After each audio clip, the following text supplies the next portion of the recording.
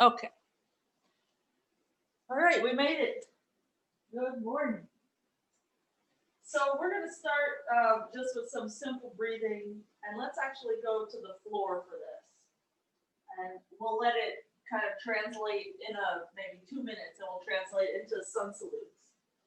But for right now, lay on the ground, and if you have a bun or ponytail, just move it high enough on your head so that the back of your head can go on the floor. And just have your arms by your sides for right now. I'm going to move my arm out of the way just so the camera doesn't block, my arm doesn't block the camera view of my back. So we're just going to let the tailbone be very heavy so that we arch the back a bit. And it'll arch enough that like an arm could fit under. And then we're going to do the opposite. We're going to press the back into the floor so we feel like our pubic bone is moving toward the belly button. And just go back and forth between these places.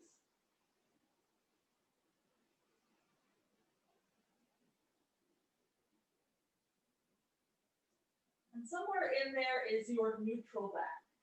Let's start to hone in on what that is. And that will be so that if you were to slide your fingers right under your low back, it would just be like your fingertips can go in there. So you're not pressing your entire spine down, but you're also not in that crazy arch.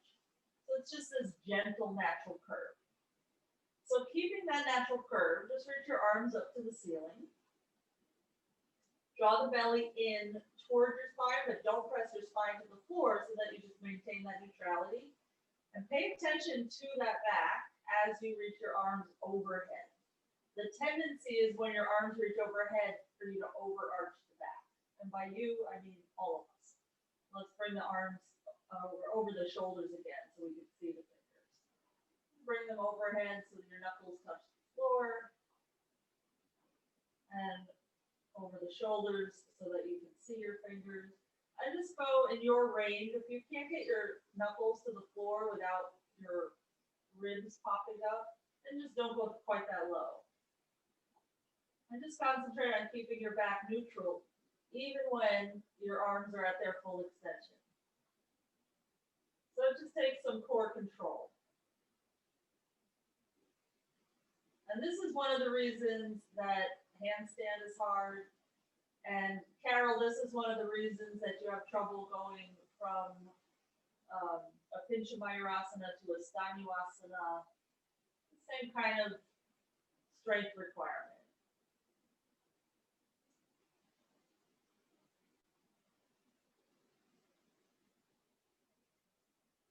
Let's just take one more of these little things.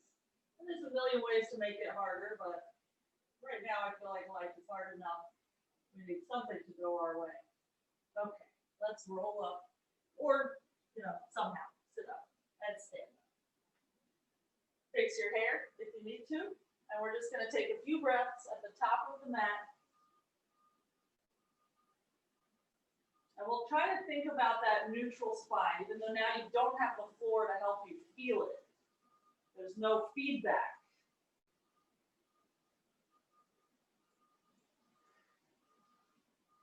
Let's lower the arms by our sides.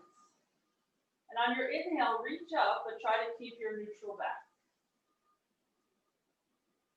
Exhale to lower your arms by your sides. We'll just do that a few more times. Let's try to inhale for 4 seconds, reaching up, but not letting the back arch.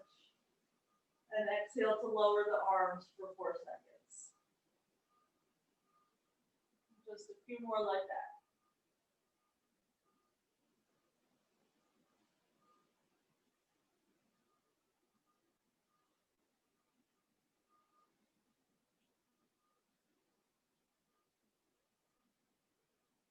We're going to try to keep this pace of breath while we move through 3 Surya Namaskar A. Let's inhale to reach up. And on your exhale, fold forward. Inhale, halfway up. So even though it's not a huge movement, it's still at 4 seconds. And we'll step or jump to Chaturanga, exhale. Inhale, upward facing. Exhale, downward facing. And we'll stay here for 5 breaths.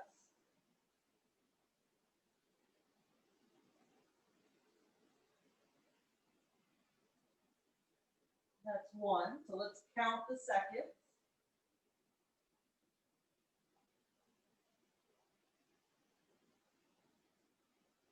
That's 2.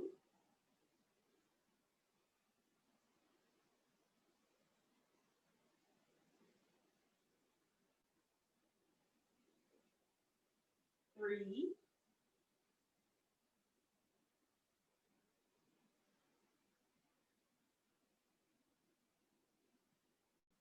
4.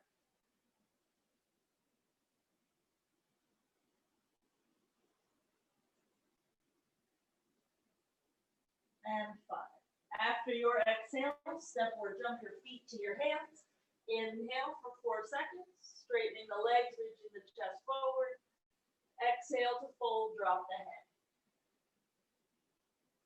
Inhale all the way up, reach up. Samasthiti, exhale. And again, inhale. Exhale, fold. Inhale, armpits forward. Exhale, Chaturanga. Inhale, upward facing. Exhale, downward facing. Inhale for 4. Exhale.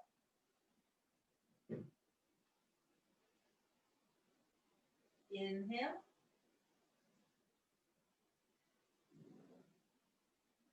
Exhale.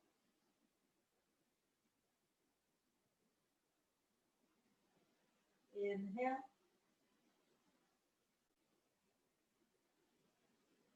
Exhale.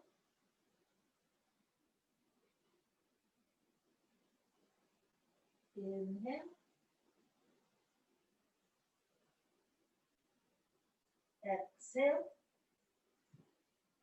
After your exhale, step or jump your feet to your hands so that you can inhale to lengthen. Exhale to fold. Inhale all the way up. Arms by the sides, exhale. Just one more like this. So this is Surya Namaskar A in the Ashtanga lineage. But there are countless Surya Namaskars. Every lineage has its own style. This is just a very simple one.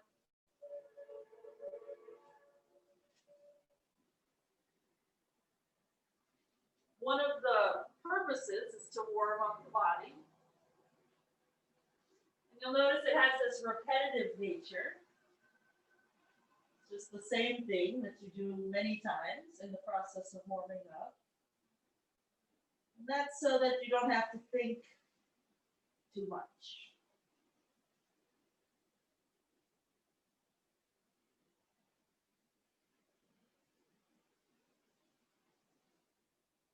Just like your physical body doesn't really belong to you, same with thoughts, your intellect. That's one of those things that you will not be taking with you when you die.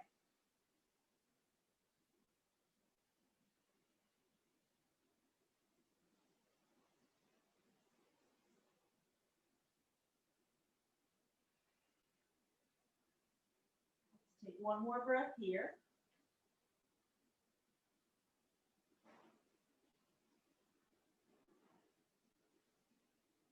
And after your exhale, step or jump forward. Inhale for your 4 seconds. Exhale to fold. Inhale all the way up. Samasthiti. Exhale. Let's bring the hands to prayer, the right ankle to the lower left thigh. Stick your butt out, lean the chest forward, just stretching into that right hip. So this is going to be one of the places that we land, essentially. We're going to step that right foot back and pivot around for warrior two facing the right leg. That will be an exhale to pivot, and we'll straighten that right leg. Inhale to spin to the front of the mat again. Exhale to launch that right ankle up and over to that lower left thigh. So we wind up in that flying pigeon again. And let's do that again. We'll step back. We'll pivot. If your foot didn't land where you wanted, then just scooch it the rest of the way so that you have a nice long stance in your warrior two. And then pivot around to face the front of your mat again. That back foot will push, but that front foot will pull so that you can wind up in your flying pigeon. Belly in flying pigeon so that you're not arching your back. And one more time, we'll step back. It's a pretty big step, but if you need to take a series of small steps, no big deal. Bend that right knee about 90 degrees, then re-straighten it, pivot to face the front of the mat, find your flying pigeon. Maybe the elbows can touch your knee and ankle, and we'll just stand and go for the other side.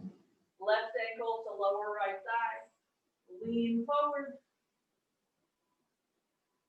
When you're ready, start to lift your torso. The torso will lean forward again as you step that left foot back. Pivot around, find your warrior two. Dig into that left heel so you can straighten the leg and pivot to face front. Launch that left ankle up and over to the right thigh. Lean forward. Rise up, step back. So we're just moving in and out of the pose. That will naturally expand your range of motion. You never have to get really aggressive about going too far. Just let the hip open on its own pace. We'll step back one more time for another warrior two.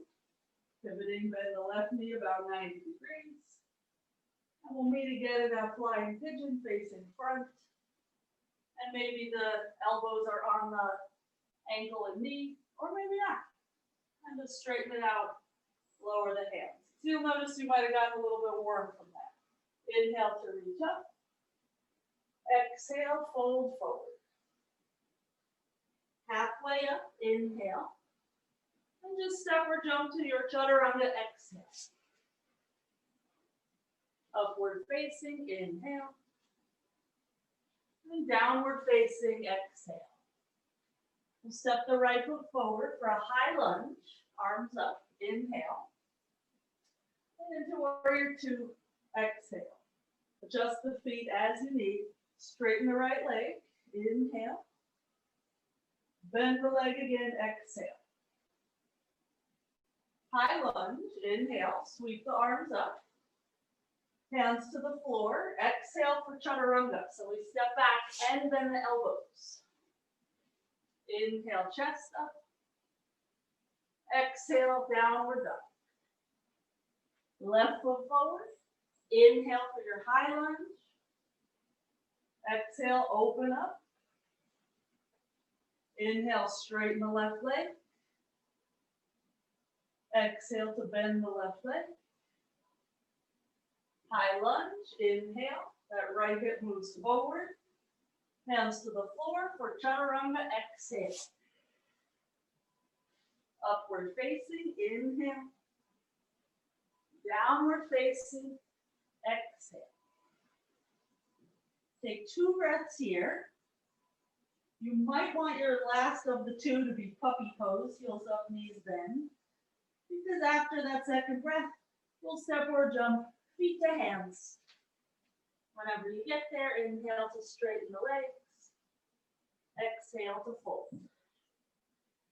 Bend into the knees. Inhale, reach up. Hands to prayer, right ankle to lower left thigh. Just like you did before, flying pigeon. Elbows toward the shin. And rise up, step back with that right foot. Pivot around just like you did before. Find your warrior two. This time, launch it up into your Ardha Chandrasana. So right fingers down, left leg lifts up, and return your foot to the floor for warrior two. Pivot around, find your flying pigeon. So it's just adding one little movement to what you already did. Lift the torso, step back, pivot around so the right knee bends in warrior two. Launch up to your Ardha Chandrasana. Notice how your chest has to reach in opposition to your left leg. Bend into that right knee, find your warrior two. Pivot around, find your flying pigeon. And let's do this one more time. We're gonna pause in our Ardha Chandrasana this time. So take your time getting through your warrior two. That right heel is gonna dig into the floor to help you launch your left leg up. When you get there, kick through the left heel, reach up through the left fingers, and try to see your thumb. That hurts your neck, just ignore that piece and look somewhere else. Okay, let's meet in warrior two again. We'll straighten that right leg for triangle pose. Reach out and down. Very similar to your Ardha Chandrasana, but you have double the feet on the floor.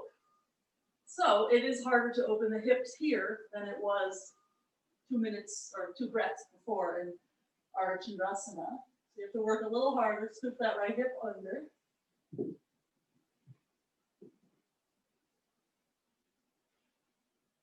And on your next inhale, we'll rise up. And we'll just pivot to face the front for your flying pigeon. Right ankle is on that lower left thigh, foot very flexed. Maybe nudge your right knee a smidge closer to the floor. And then we'll stand and we'll try it all on the other side. Left ankle to lower right thigh. Lean into flying pigeon. So the right leg bends quite a bit, like it's a shelf. And lift the torso, step back. Find your warrior two. Dig that left heel into the floor. Find your Ardha Chandrasana. Return to your warrior two. Big step back with that right foot so that you can pivot around for flying pigeon facing front. And we'll do that again.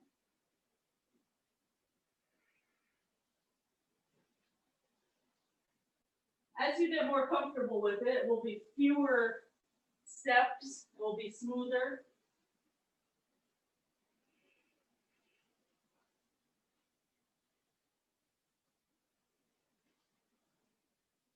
We'll take one more, but this time we hold that Ardha Chandrasana.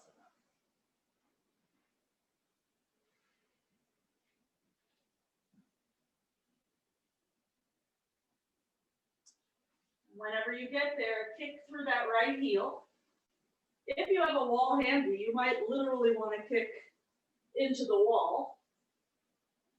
It does help give you some feedback. Just like when we were laying on the ground at the very beginning of class, the feedback is helpful to know where your back is, what your belly is doing. So any kind of tactile assist, you might want to consider it. So we'll step to our warrior two, and we'll turn it into triangle. Just straighten that left leg, reach out as far as we can, and lower the hand somewhere comfy. Try moving the left armpit away from your hip, further over your leg.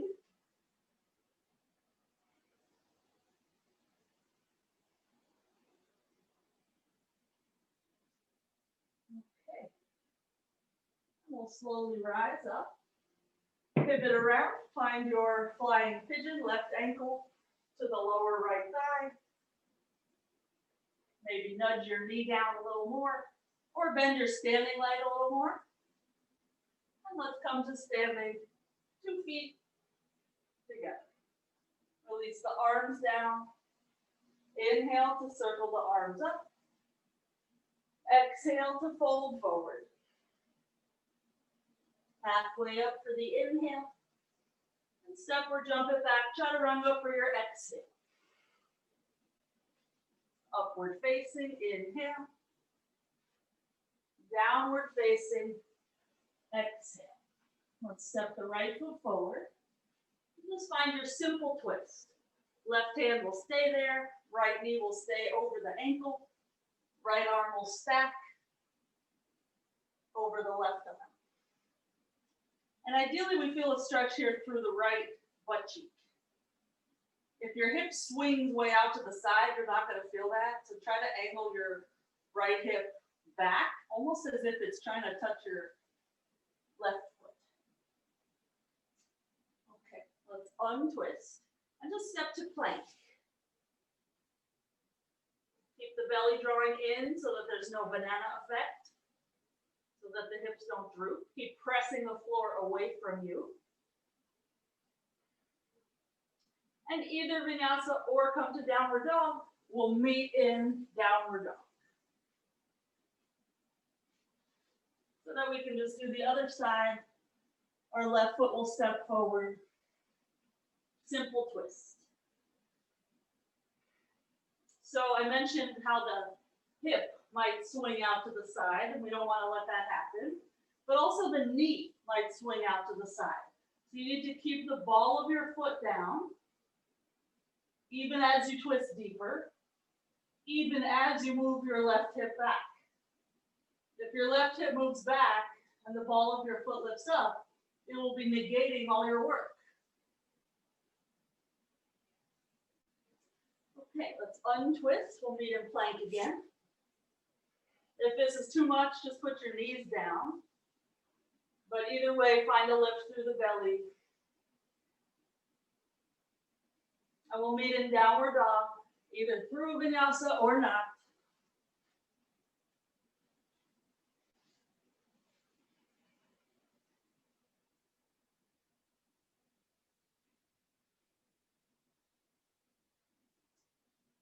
Okay, after your exhale, either step, walk, or jump, feet to hands.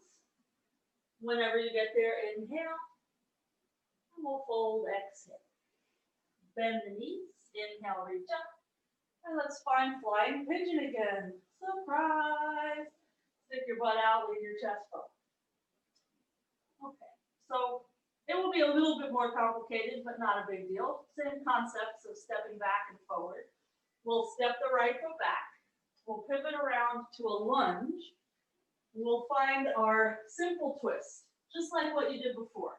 Left hand down, right hand up. Unwind your twist. Come back to your flying pigeon and add a twist to your flying pigeon. So bring your right elbow to the arch of your foot. Try to look up. We're going to stay here a little bit longer because it takes us a minute to get into this. Harder to use it as just a one breath place. Okay, we'll untwist. We'll step back, a big step back. Pivot around, again, simple twist. Left hand down, right hand up. Try to stack the arms. Dig that right heel into the floor. Pretend you want to open a jelly jar, spinning that heel clockwise. We'll untwist, rise up, and pivot around for your flying pigeon, right ankle to lower left thigh. Again, take your twist, right elbow to the arch of the foot. If that's easy, go for tricep or shoulder. You could also put your right hand down on the floor and lift your left arm up. And we'll untwist our flying pigeon. We'll step back. We'll meet in that simple twist again. Right knee bends, left hand down, right arm up. Just remember how this feels. This is going to be your easy place in a moment. I'm just going to slide back a little bit so I don't end up off camera. Okay, so here's where we're going to go for the inhale, a simple twist. Exhale to untwist. Inhale to launch your back leg off the floor. Exhale to twist again, Parivrtta Ardha Chandrasana. Inhale to untwist. Exhale to step to your lunge. Simple twist. Inhale, reach the right arm up. Exhale, untwist. Back leg lifts. Point the toes. And twist right arm up. Try to stack your arms. Untwist. Inhale.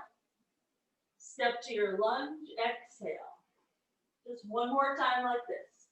Right arm up. Inhale. Hand down. Exhale. Launch forward. Inhale. Twist right arm up. Exhale. Untwist. Inhale.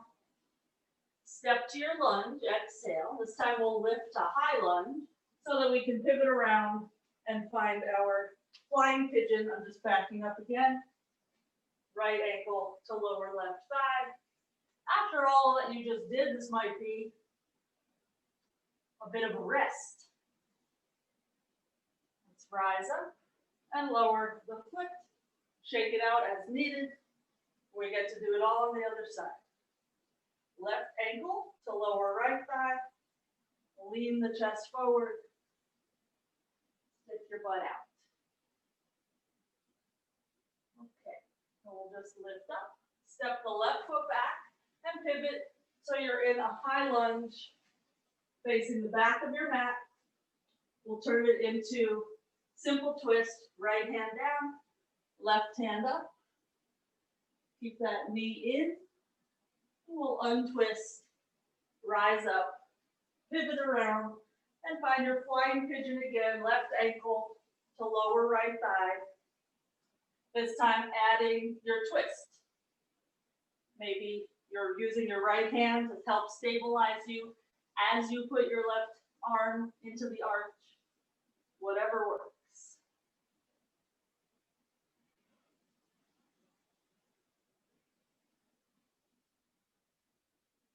Okay, unravel. Rise up and step back. Pivot around. Bend into that left leg, lunge style. Right hand down. Lift that left arm.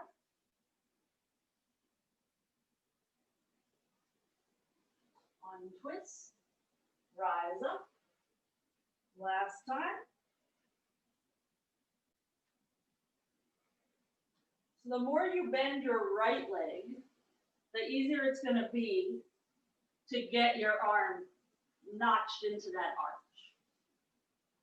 Sometimes we get distracted by the lifting leg, but really the bottom leg is doing much of the work. Okay, let's unravel. Step back with the left foot. Pivot around. Find your simple twist. Dig that left heel into the floor. That's going to be something that helps you a lot in the transition in and out of Parivrtta Ardha Chandrasana. Okay, so we'll untwist, fingertips down. We'll launch the back leg up. Point the toes of the right foot and twist left arm up. Untwist. Step back for your exhale. Twist left arm up. Inhale. Untwist. Exhale. Launch yourself into the balance. Inhale. Twist left arm up. Exhale. Untwist. Inhale. Gently step to your lunge. You're still using that front foot to control you. Left arm up. Inhale.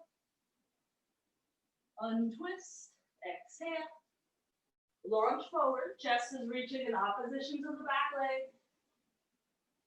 Reach up as you push your right fingers down. Untwist. And we'll step back to that lunge. This time we'll rise up and pivot around for our flying pigeon.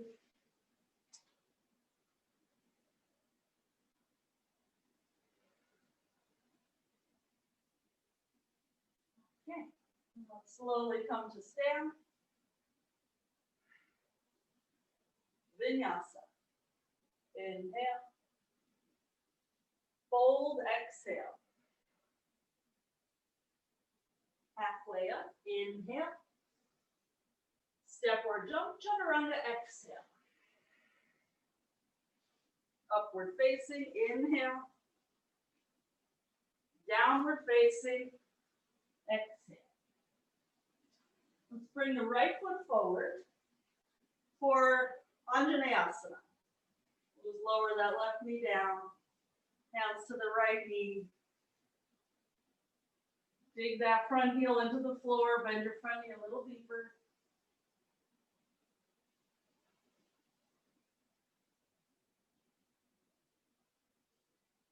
Okay, we'll turn this into Parivrtta Ardha A. Curl the back toes, lift the knee, and just quarter turn to the left. So all your toes face the long edge of the mat. Hands between the heels, inhale. Head down, exhale. Stay here. I'm going to go get a sweat towel because my sweat is dripping into my eyeballs.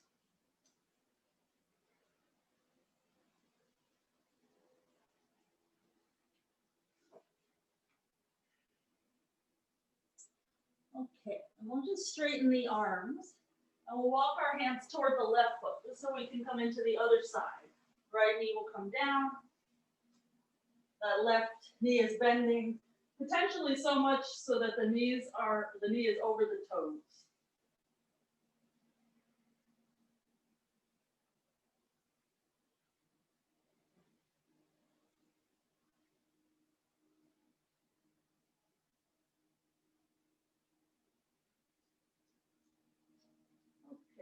We'll lift the right knee, quarter turn to the side again. This time, Parivrtta Trikonasana C. So we'll interlace the fingers behind the back. I like to keep the elbows bent as I roll the shoulders back. Now, once you feel like your shoulders are moving a bit, straighten your arms and relax your head and neck. Let gravity take you a little bit. So each inhale, you're thinking of reaching out through your arms, through the knuckles, thumbs away from you. And each exhale, you come down a little bit more with the assistance of gravity.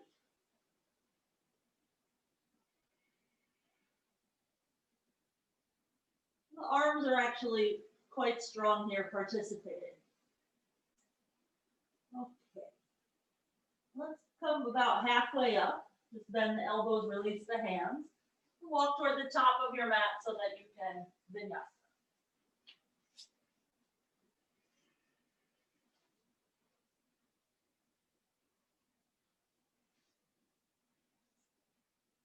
Okay, so let's come have a seat and we're gonna lay on our backs again. And same like before, if you have a ponytail thing in the way, move it out of the way, because otherwise we wind up with our head quite a bit higher. So let's bend the knees and just do that little thing you did before where you figure out where your neutral is. So press your spine down. That would be out of neutral. Then lift your spine up so your tailbone feels really heavy and you're arched. Again, that's not neutral. So those are the extremes. Now try to figure out what is neutral for you. It's going to be a little different for all of us. And we'll have just like maybe the size of a grape is the space under the back. Now let's lift the legs up and try to keep that. So don't squish the grape, but also don't give the grape a lot of space. Very cozy relationship, spine to grape. Okay, so we'll just maintain that, and we're gonna do one other thing with the legs. The arms are just wherever. Let's turn the legs out a bit to the side instead of parallel. And we'll just bring them apart so they're about mat's width, not a huge deal. And bring them in again so the heels touch, and then out to mat's width. So this seems pretty easy, but there's two things that make it not so easy. One is the grape. Don't squish it, don't give it too much space. So you're keeping that neutral. The other is instead of just using your legs to bring you in, do it with Mula Bandha. So initiate at the pelvic floor and use that to squeeze your legs together. It changes the game dramatically. Then it almost feels like your legs are just on this ride. They don't have to work as hard, but then the pelvic floor is working quite hard. And you can't see the difference. Nobody but you knows if Mula Bandha is working. Okay. So let that go. And just somehow come to sitting up. I'm going to roll to the side, but you can go any way. Fix your hair and bring your legs into double pigeon, right leg on top. And we'll just start to lean forward to bring our chest toward that shin, which you've done already 1,000 times today from the standing position. And just notice that as you fold, your hips are pretty equal on the ground. Granted, one is maybe feeling more than the other, but you're not lopsided from your foundation. Let's start to rise up, and we're going to keep that heaviness through both hips. Reach the right arm up and start to lean over to the left. So that means that your right hip has to try harder to stay down so we don't tip over. I like to use my left hand out here to the side to help keep my hips down. So I'm pushing this left hand into the floor. Some of you are going to come onto that bottom elbow. Okay, and we'll rise up and find the other side. So we have our shin bones basically stacked, equilateral triangle here between the legs, and we'll fold some amount. Keep the feet flexed, otherwise your ankles will have some odd bending going on. And they'll absorb more than ideal. We want your hips to feel everything here.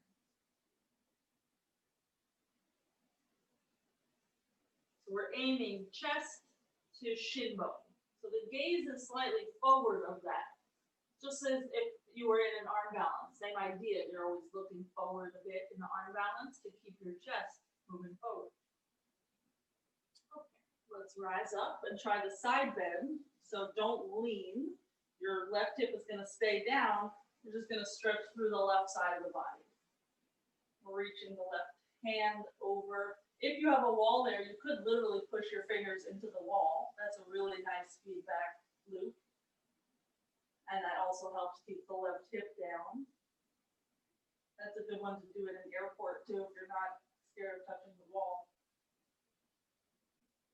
It doesn't take up a lot of space.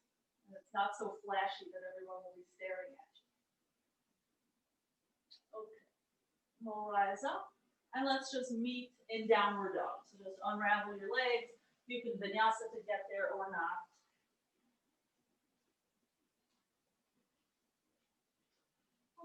So we're just going to do the same leg thing that you just did from your back. We're going to do it from a headstand. So it will be like a little straddle and then pulling it to vertical again. And sometimes you're used to doing a straddle that's like huge, side split style. But right now, just go a little bit, find your Mula Bandha and use that to bring your legs together again. So we'll interlace the fingers. We'll just do Baddha Shirsasana A, just so that you can sort of get used to this leg situation. Come up when you're ready. And then when we did the legs from the back, we're going to turn the legs out a bit so you feel your heels touching. You're like in a ballet position almost. And just bring your legs a little bit out to the side and see if you can figure out how to use Mula Bandha when you're upside down. It's way harder than it seems like it should be. And it's pretty easy to bring the legs back together, but not necessarily with the initiation of Mula Bandha. So do your best to concentrate on that, pelvic floor contracting.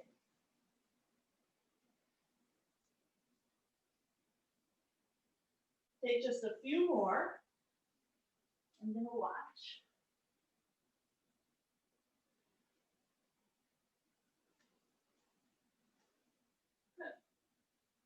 Okay, and then come on down however you'd like. Either a few breaths in child's pose or a few breaths kneeling.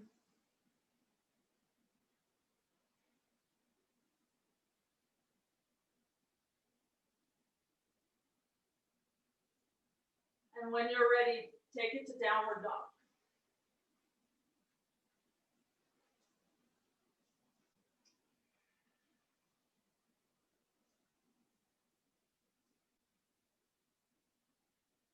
Okay, we'll step or jump feet to hands.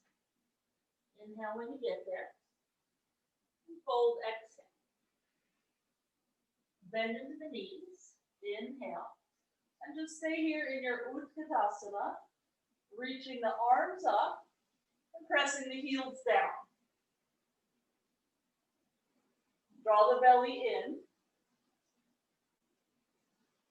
Take it to your halfway point. We're going to look at the floor, basically by our toes. Our arms will be parallel to the floor, and we're going to try to lift our thumbs a little bit higher, because otherwise the arms get droopy.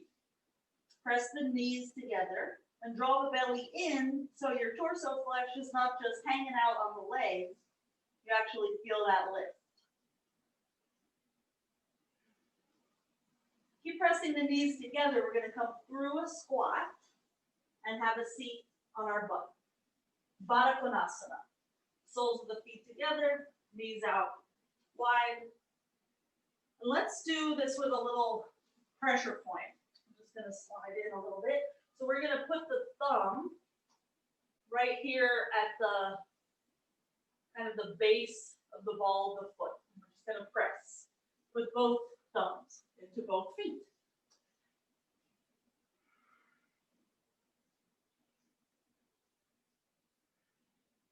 And just like in your double pigeon, you're aiming your chest toward your feet. So your spine is long, your neck is long, your gaze is slightly forward. That's a very helpful concept for arm balancing.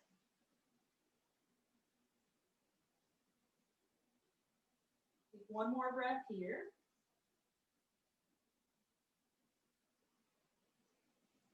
Let's rise up. We'll just straighten the left leg and bring our right foot to our left thigh. But we'll open up for 90 degrees here. We're going to come into a Parivrtta variation. So we're just having our leg like this today, so we're not dealing with a Virasana. But it's not so different. We're just going to fold here to the 45 degree. We'll slide our left arm out a little more. And we'll start the twist. So as you're twisting, draw your belly in. You might even want to take your right hand and use that on the ribs to help you twist open.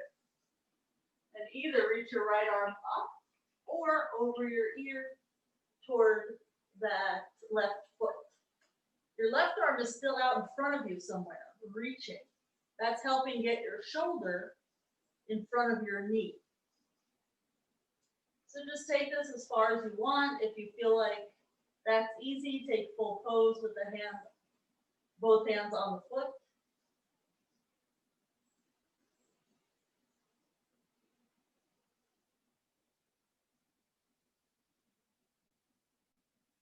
And we'll slowly rise up on an inhale whenever you're ready to inhale.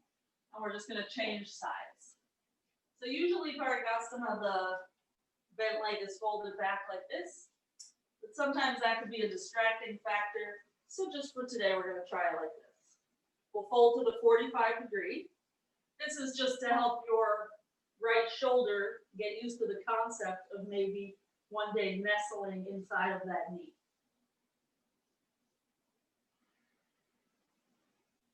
But if you have tight hamstrings, maybe this is to get your leg participating more. Okay, so we'll walk that right arm out. It's going to essentially pull our right shoulder and side body forward so that we can twist and get our left side body to move back. So they work together, this little kind of push-pull action. You can either reach the left arm up for longer or over the ear toward the foot.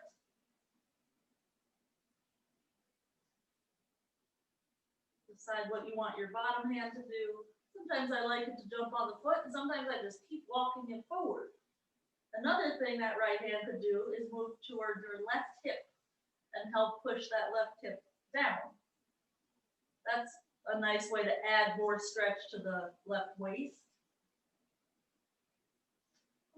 Let's slowly get out of there. Belly draws in so that you can come up with some height.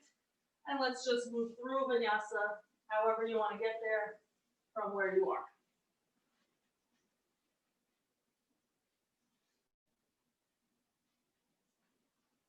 Okay, so we'll try the same leg thing from a headstand. This time, let's just try it from tripod, just to see if you have a different reaction.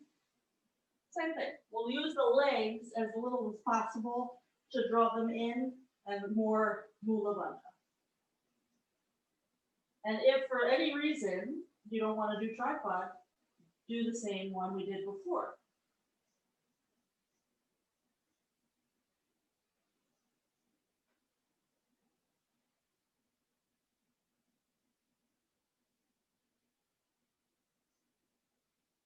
You might be feeling that it's actually easier to go all the way down to your side split. Working at this top 18 inches is kind of challenging.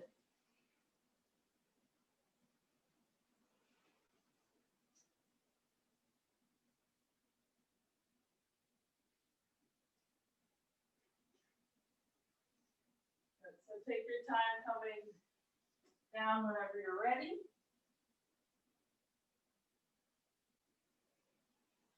We lost Tanya already. She said an hour and it's 45 minutes. Girl. Okay. Let's meet in downward dog. Shake out your head.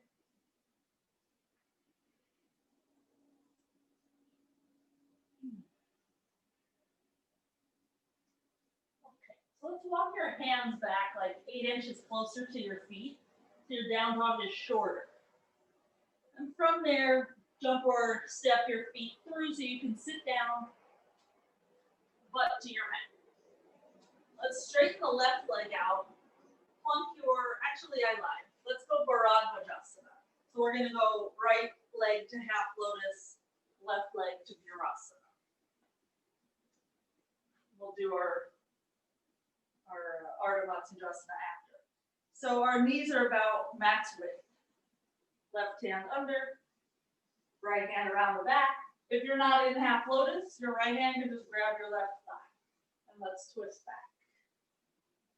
Try pushing into that left hand and curling the upper back so that we can still get movement in the right shoulder.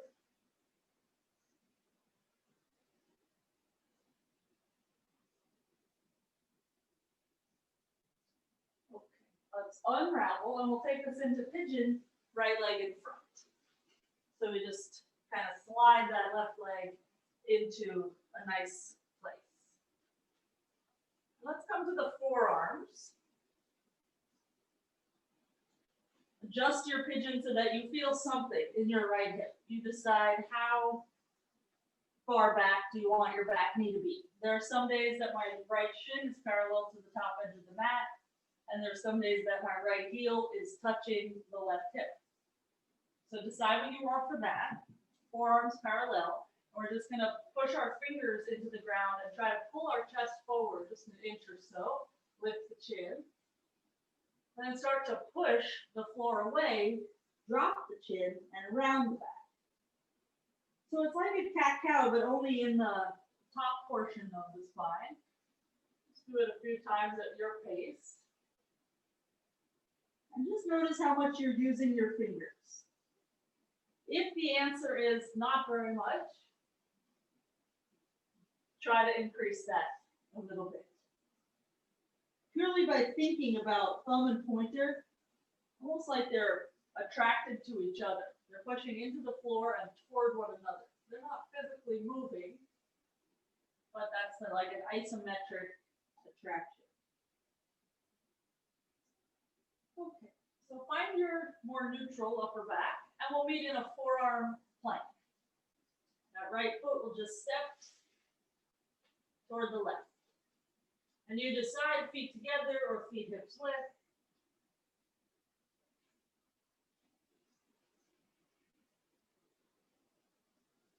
Gaze is just slightly forward.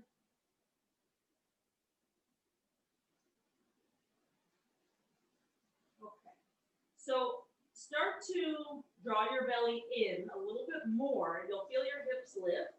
And walk your feet in to down dog B. Once you're in down dog B, push your armpits and chest a little closer to your legs. Make sure your head is not clunking into the floor. And if this is too much for your shoulders, just interlace your fingers instead of having your palms flat. We just call that dolphin instead of down dog B. But it's very good for developing the strength. The flexibility will come one day. Okay, let's come down to the knees and somehow to your butt. And we'll try our Parivrtta on the other side. So the right leg will fold back. The left leg will find a half lotus or thereabouts. So our thighs are making this V shape. If the legs are straight and off the mat, you still have your thighs in this way. Okay, right hand under the left knee, left hand behind the back. Each inhale, we get taller. Exhale, curl back. So let's see. For all of you, let's think a little bit more right shoulder to the left. So it's like crossing your mat. Almost right shoulder moving over your wrist. It's not going to quite do that, but think about that. It will help the twist a little more.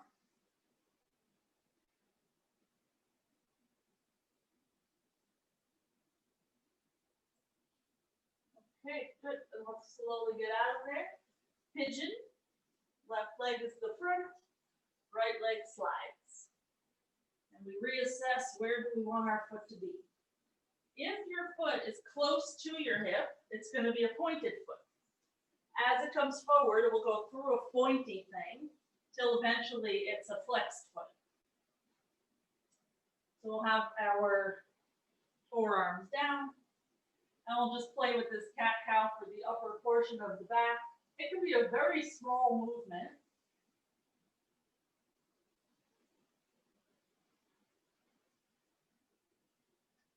I just want us to get used to using the fingers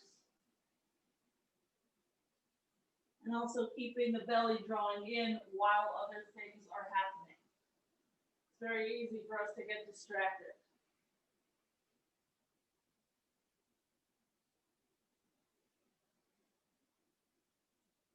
That's one of the reasons when I do Pilates on online, I like Pilates for beginners because they keep it simple.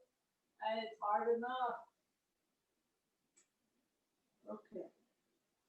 So we'll come into our forearm plank whenever you're ready to go there. You can even watch your fingers as your pointer and thumb are attracted to each other. You'll see the skin kind of moving around. So to get into down dog B from here, we're going to initiate with the low belly and the hip flexors. So belly scoops, butt will start to rise, and we'll walk it in. Make a choice. Do you keep your palms flat or do you come into dolphin?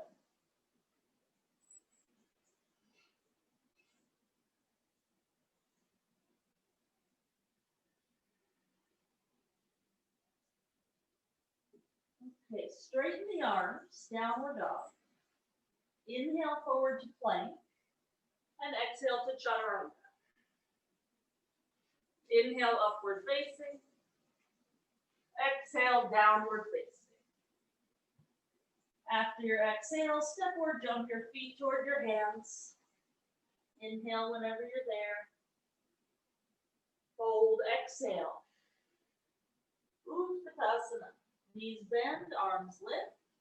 And we'll find our flying pigeon, number 612, right ankle to the lower left thigh, butt out, chest forward. In a moment, we're going to take this to sitting. If you have any knee issues with that left leg, undo the pose, sit down, and then we'll meet up again. Otherwise, fingers down. Bend the left leg more. Your left heel will lift off the ground. And walk your hands back to help you with balance, and lower your heel down again, lower your butt down. It's going to be close to your heel. Either keep your hands back there for some support, or wrap your arms around your leg like this. Today I'm going to keep my hands back because it feels real good. So whether your hands are back or they're wrapped around the front, you're still just aiming chest to shin like you did earlier.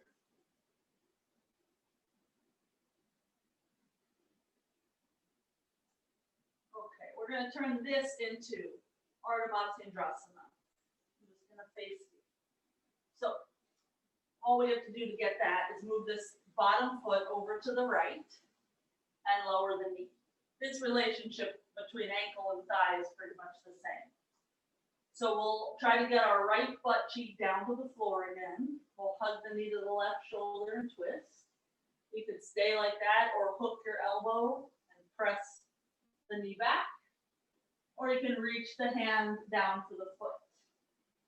I'm going to twist facing this way so that I can see you guys on my laptop. Lisa, bring your right hip forward 2 inches and then down. Yeah, so it's like as your shoulder moves back, the hip is going to think of moving forward.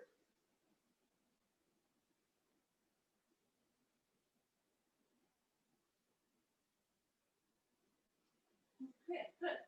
So let's untwist. Your right foot is already on the ground. So keep it there. Everything else will move around it. We're just going to lean forward. Use your hands to help you. We'll stand on that right foot. And we'll lift the left leg up towards the ceiling. We'll point the toes of that left foot. Let the hips stack so the leg goes a little higher. On your exhale, bend both knees, square the hips. Tap your head toward your knees.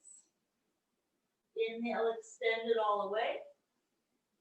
Just one more time like that. Curl it in. Stack it up. And we'll bring that left knee to the pinky toe side of the foot. And we'll adjust the right leg then so we can be in Gomukhasana. So we'll end up with Gomukhasana, right leg on top. And in Ashtanga style, we sit on the heels, but if that's too much, just sit on the ground, have your feet out to the side. Let's interlace the fingers underneath that right knee. Try to lift the chest and push the knee down into the hands. And this is a great pose for Mula Bandha, for the pelvic floor lifting up. Because without that, we're very wobbly. Keeping the legs like that will release the arms. Rotate the left arm forward so you can get your knuckles between your shoulder blades. Reach the right arm up with your palm facing back and bend the elbow.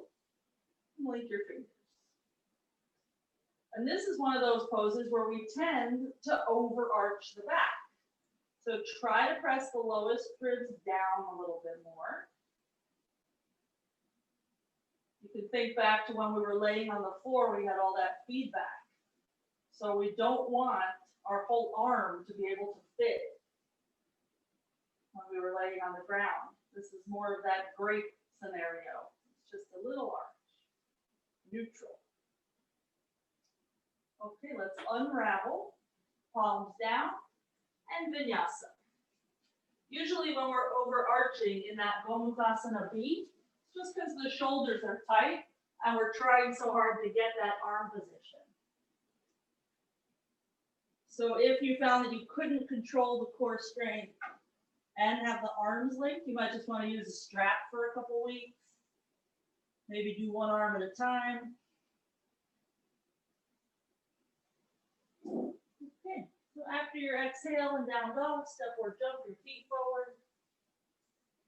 Inhale towards straighter legs. Exhale to fold.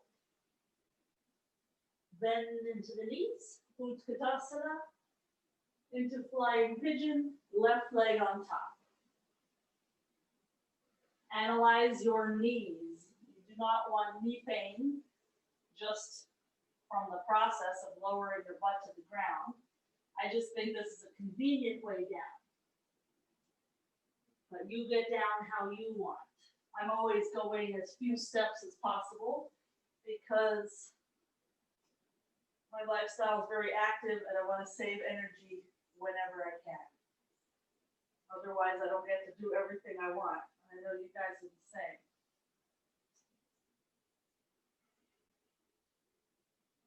Guys as gender neutral. I need to find a new word to put in there. You folks, that's a good word. You folks. Okay, so we'll take it into our Ardha Chandrasana. So that right foot is going to move to the left. And this ankle and right thigh will stay connected. Hug or hook the knee toward the right shoulder. And then stare at you again.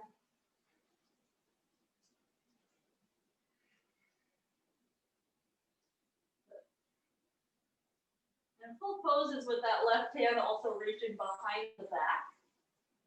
When we were, moments ago, when we were doing this one, where you could have your hands behind you or around the front, that's sort of a good prep to find the strength required to lift that back arm in Ardha Chandrasana.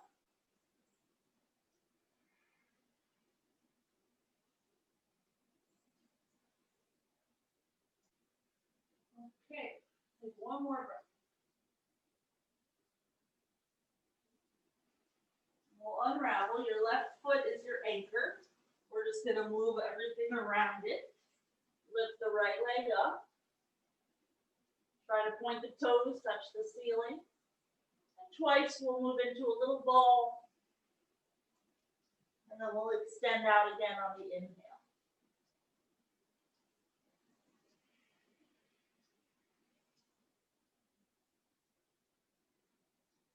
We'll use that to find our Gomukhasana. So that right knee will just come to the pinky toe side of the foot. And we'll walk that left foot over to the side. And as you're adjusting your legs, just keep leaning forward. Get the little flesh at the very top of the leg. Get it crossed over the other leg. Okay, A position. Fingers interlaced under that left knee. Ooh, this is the hard side for me.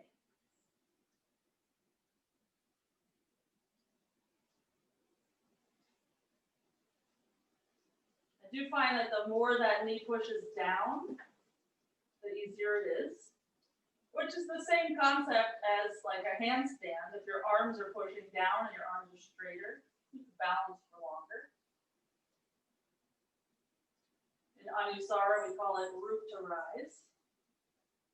Okay, let's let go of that. B position. You can take either arm back first, or you can take them at the same time. But just be aware of this tendency to overarch.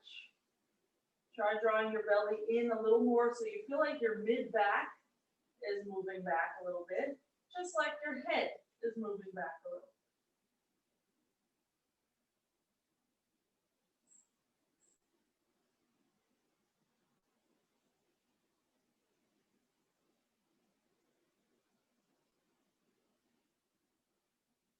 Okay, let's get out of there. And Vinyasa will meet in downward dog.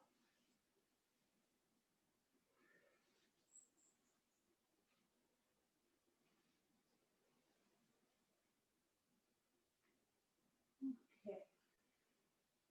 Let's come to our backs again.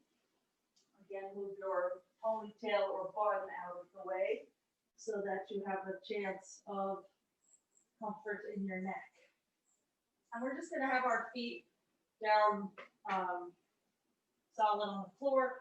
Find that neutral again. So take your time if you need to press your spine down and then overarch. Because finding the extremes sometimes does help you find what is maybe a little healthier. So it's just like your fingertips could go under there. We'll try to keep that exactly the same. Just lift the right leg to like a tabletop position and lower the right leg down again. Then That's it. And do the other side. But just notice how tempting it is to let the whole torso move. Lower the left foot again. We'll just do one more time each side. So we're just trying to keep everything exactly how it was before our leg moved. And it takes like a zip wrap kind of sensation. Okay, so we'll lift the right leg again. Make sure that you're still in your neutral, that you're not overarched. And we'll just extend the right leg out towards straight. You can decide how high it goes. The lower it goes, the harder it is. And then just bring it in again. We're just going to do that 2 more times. If you find that it's too hard to maintain your neutral back and you're overarching, just lift your leg higher. You can even lift it like almost straight up if you need to. There should be no pain. And we'll just try the other side. So we'll put the right foot down, make sure you're neutral again. You can even keep your hands on your core somewhere to make sure they're behaving. And we'll extend out and bring it in. I like to put my fingers sometimes on that lowest rib because I can feel immediately if any change happens in the back, it is reflected with this rib.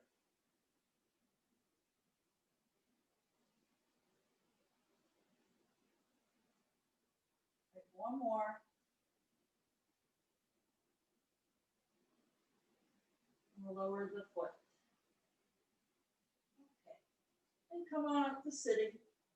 We're going to try Vinyasas Shirsasana C with the little leg thing that we did before in all those other headstands. So just out to max width and then in again with pelvic floor. That's it. If you're not comfortable with Vata C, just interlace the fingers again for A position. The placement is the same. So if I'm not sure where to put my head, I would interlace my fingers, then put the head down, and then move the hands.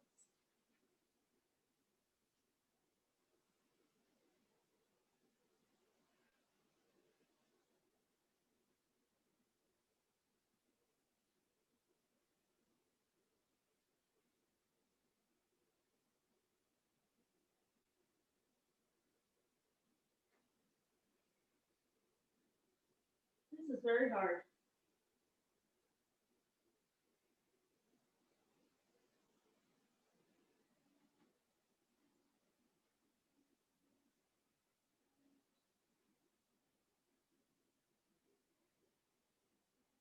But this is very good for us to develop all of this strength. One day we will think this is easy. And then we will move on to grander things. So when you're ready, come on down.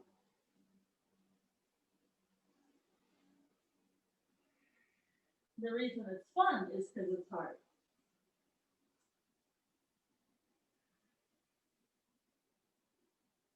Okay, and let's go on to our backs again. We'll start with our heels close to us. And it's another little ab thing that's going to start to prep us for back bend because it's actually so much hamstring and glute that you're going to feel it more there than in your abs. So instead of going to a bridge pose, we're going to keep our chest kind of relaxed. And we're just going to get a straight line from shoulders to knees. So let's press our spine down into the floor. You'll be tilting your pelvis as if your pubic bone is trying to touch your belly button. And start to lift your butt off the ground, and then one vertebra at a time, start to roll up to a point where you have your hips high enough that you feel like you have a straight line from shoulders to knees. And when we go to a full Parivrtta, we have very much poof in the chest. We're not going to do that right now. And slowly roll down, one vertebra at a time. And when you get toward the bottom, you'll have to work a little bit harder. I find it nearly impossible because of the way that my back curves, but it's fun to try. So we're going to keep pressing our heels into the floor. Once you get to the bottom, get heavy through your tailbone for a moment so that you arch again, and then repress your back into the floor so it feels like your pubic bone is going to touch your belly button. Start to lift your hips And then take it one vertebrae at a time up again. Dig your heels into the floor and reach your knees away from you. So it feels like your knees are trying to move away from your shoulders. That's going to help your hamstrings get really strong. And keep that feeling of knees moving away from you even as you roll down to your back. And go as slowly as you need to be able to articulate the spine. And we'll just be doing this for like another minute. I go at a glacial pace. You do not have to go this slow. When you get to the bottom, again, just get heavy through the tailbone. Sort of a counter stretch to this imprint where you place your low back and you start the roll up. So any pace you want. I find that it's fun to go slow because then I'm not cheating. I am definitely a cheater sometimes, and I have to keep myself in check. And it's a lot of glutes and a lot of hamstrings, so long as you're pressing your heels down and thinking of pulling your knees forward. Like your heels are trying to traction back toward your butt.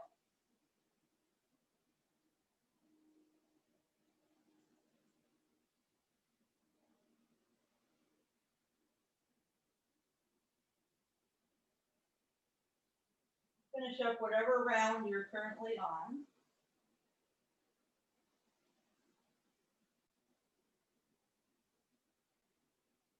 And whenever you get down there, let's shake out your legs a little bit, maybe windshield wiper or whatever you need to do. And we'll roll up and vinyasa.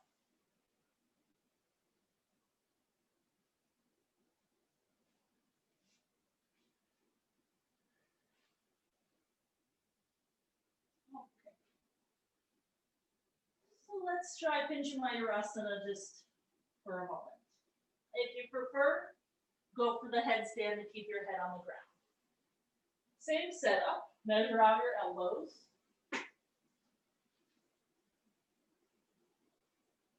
I'm going to try lifting with the leg I least enjoy. Because then I feel a little more through the core. Like the belly is helping to lift the second leg.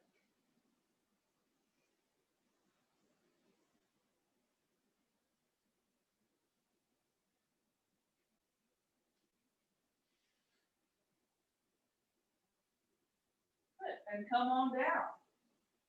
Wow, Carol. That was so good. Okay. Anytime Carol's legs are up there for like a while, I have to be real quiet because if I say anything to her, she'll lose it. Okay, let's come onto our belly. We're just going to bring our arms out kind of to the side off the mat and forehead to the floor. So creep your legs back a little more. Press your pubic bone down into the floor. Belly button as if it wants to lift. Depending on your size, it may or may not lift, but just get that intention. And let's start to lift the chest up and then lower down again. And do this a few more times. We just want to make sure that we can still anchor through the pubic bone when we lift the chest. And you can keep your lowest rib on the ground. Sometimes what happens is as we arch through the upper back, we just kind of lose all of our core strength and we start relaxing a little bit too much. So instead, keep your pubic bone pressing down so that you don't overdo it in the low back.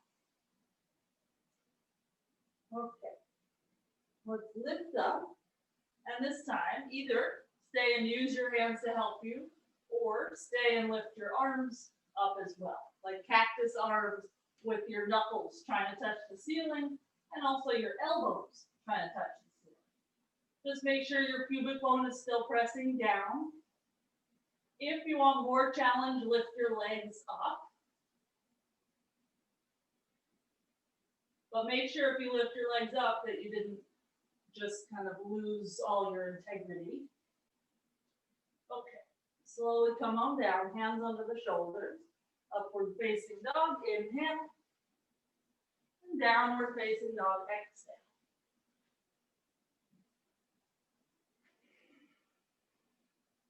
Let's come on to the shins.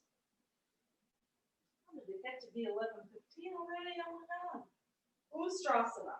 If you have a wall here, it is great to push your pubic bone into the wall.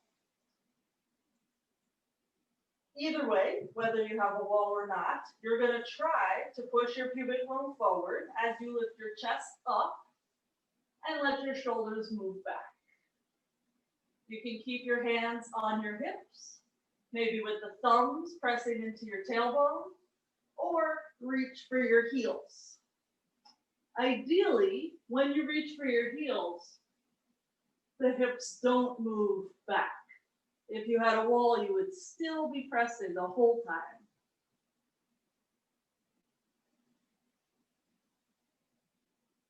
And let's slowly rise up, cross your ankles, and just have a seat so that you can lay down on your back. We'll go for Vinyasas.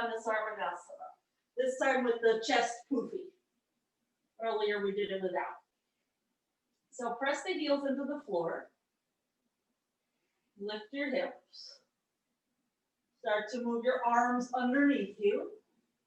Interlace the fingers. And remember the work you were doing earlier when you were in the similar pose. You're going to dig your heels into the floor, and they're going to traction back toward your shoulders. So you feel like your knees are reaching out over your toes. You're going to notice your hips get higher. The stretch for your hip flexors becomes more intense. All this with this simple concept of heels tractioning back. That's why after back bends, our hamstrings are so sore from working hard to open the front body. Okay, let's come on down, release the grip, and make a choice to either do that again or find your Urdhva Dhanurasana, hands down, elbows are going to point up, and we'll start to lift. If you've gone to Urdhva, it's a little harder to find that traction action.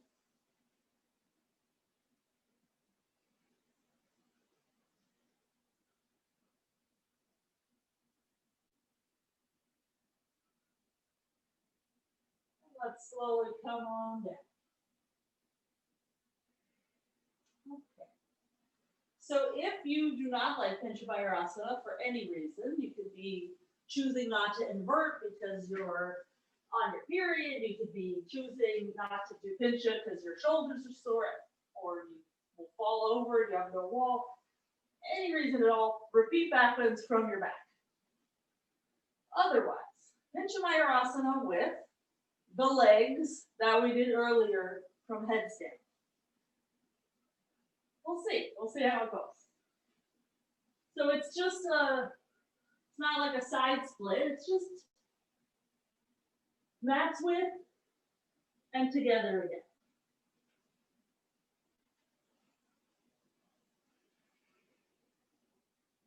And it's going to be all that Mula Bandha.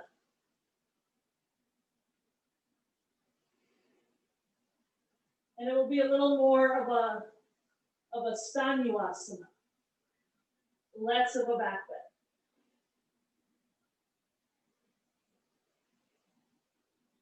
Woo! That was great fun. I enjoyed that.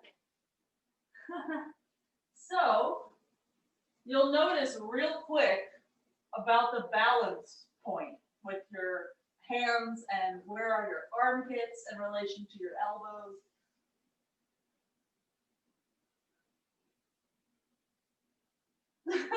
Okay, so all right, let's meet in downward dog.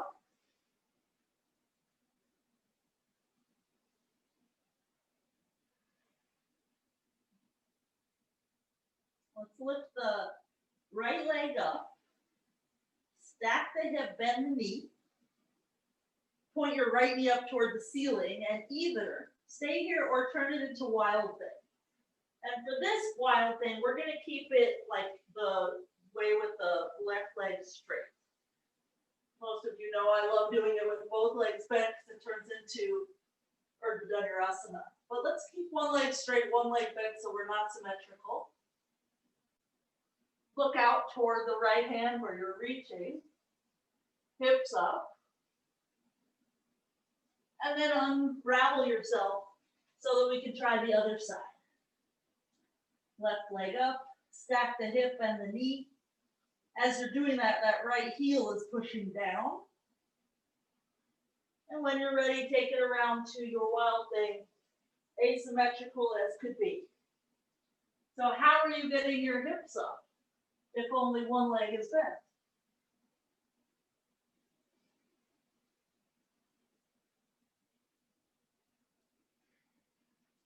Good, take your time getting out of there. And we'll meet on our backs again, however you want to do that. So we're going to try Setu Bandha with one leg in the air, and then Urdhva Dhanurasana with one leg in the air. So when you're ready, lay down.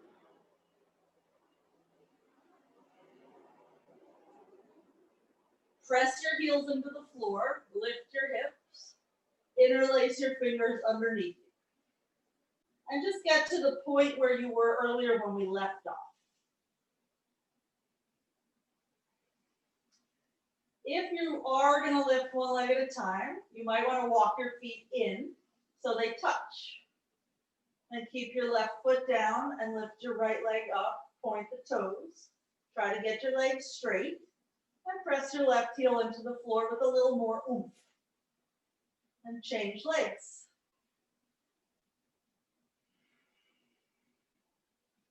So it's the top leg that's very pretty, but the bottom leg, that's doing all the work. Let's come on down, 2 feet to the floor, then release the grip and lower to your back. There's 2 schools of thought with how do you lower from your back bend onto your back.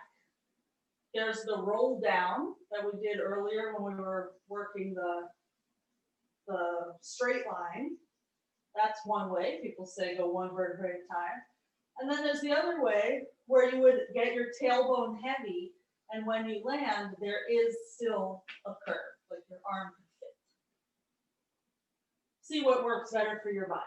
Let's go for one more back bend. Either keep your shoulders down or straighten your arms for Urdhva Dhanurasana.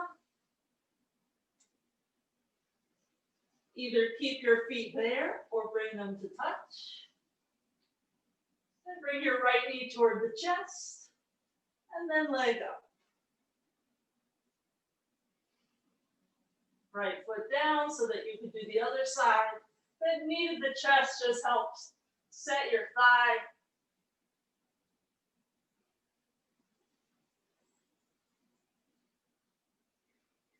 And come on down.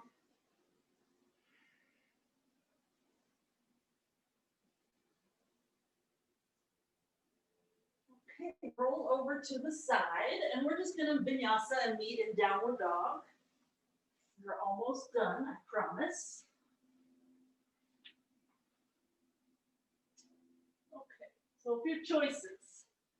Either headstand, which is nice and neutral, or Pinchamayurasana, which is a back bend. When you decide, then you have another choice. Do you keep your legs up or do you do your little scissor out and back? I'm going to watch. If you found it easy to go legs in and out from headstand, then try it again from your forearm stand.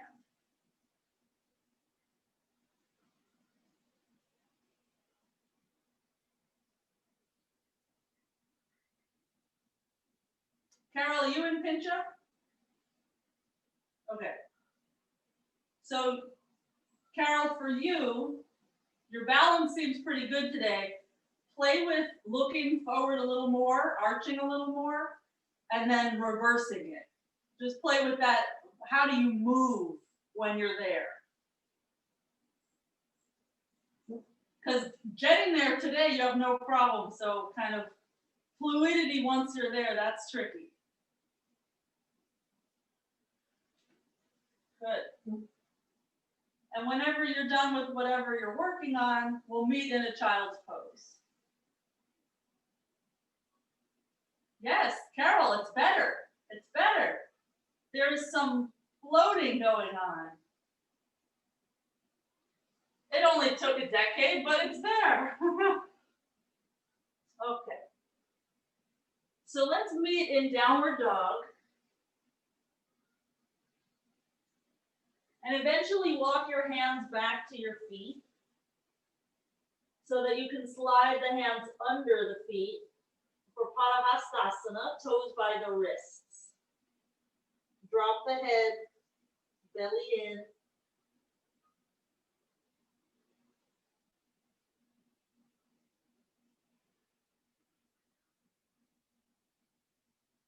And as you feel more comfortable here, get the legs a little bit straighter. Maybe bend the elbows more so your head comes more toward your shin bones.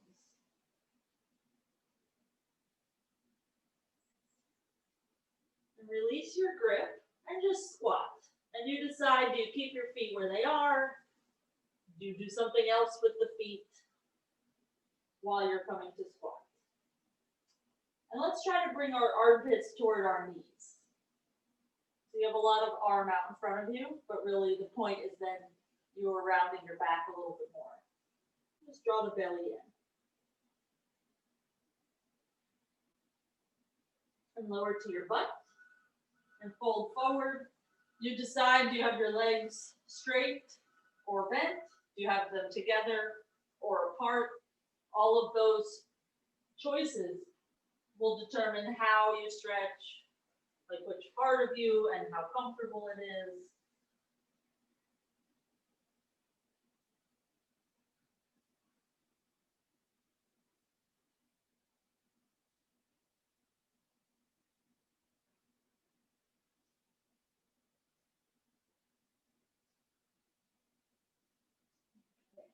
Rise up and just sit somehow cross-legged, it doesn't matter. We're just gonna do one little neck thing. Just gonna bring the right hand to like a pointed finger, like I'm pointing at you, and you're gonna reach it toward the back diagonal. And as you do that, you're gonna turn your head to the left and drop your chin toward your left shoulder.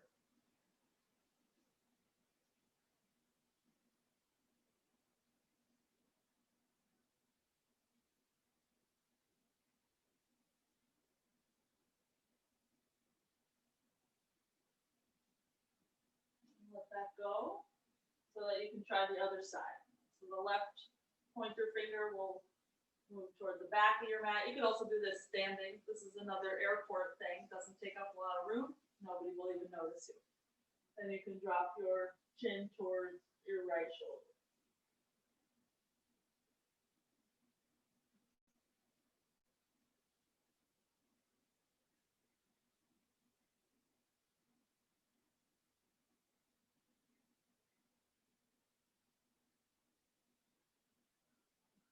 If there's anything else you need before Shavasana, go ahead and take it. I will meet just laying down.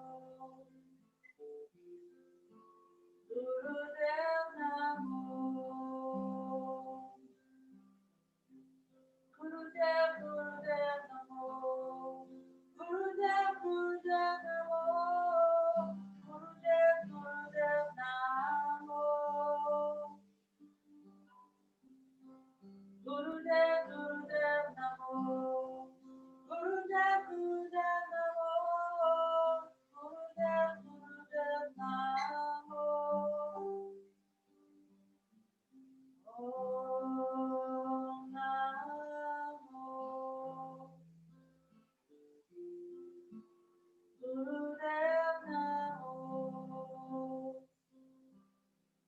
Om Namo. Gurudev Namo. Gurudev, Gurudev Namo. Gurudev, Gurudev Namo. Gurudev, Gurudev Namo. Gurudev, Gurudev Namo. Gurudev, Gurudev Namo.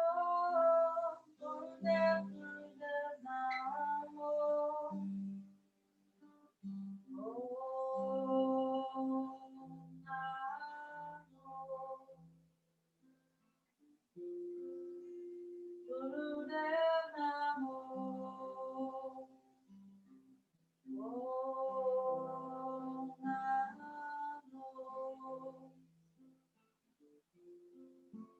Gurudev Namo. Gurudev, Gurudev Namo. Gurudev, Gurudev Namo. Gurudev, Gurudev Namo. Gurudev, Gurudev Namo. Gurudev, Gurudev Namo. Gurudev, Gurudev Namo. Om Namo. Gurudev Namo.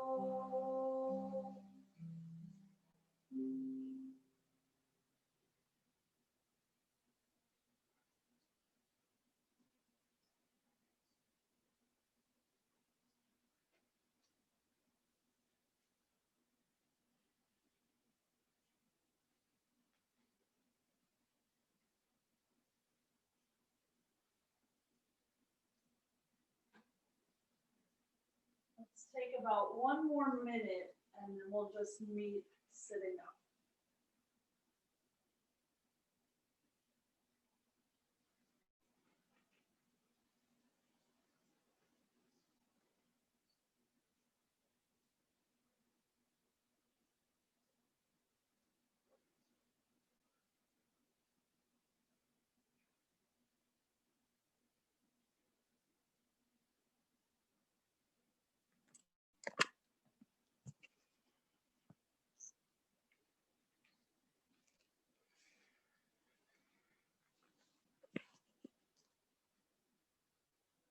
And whenever you are risen, we'll just bring the left hand to the chest, fingers spread wide, right hand on top.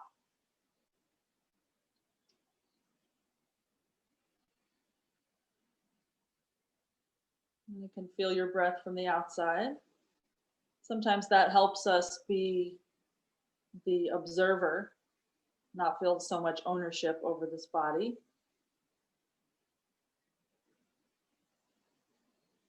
Another thing that might help with that is sometimes think of yourself in the third person. Because when you die, you will no longer be this person that you think of yourself as now.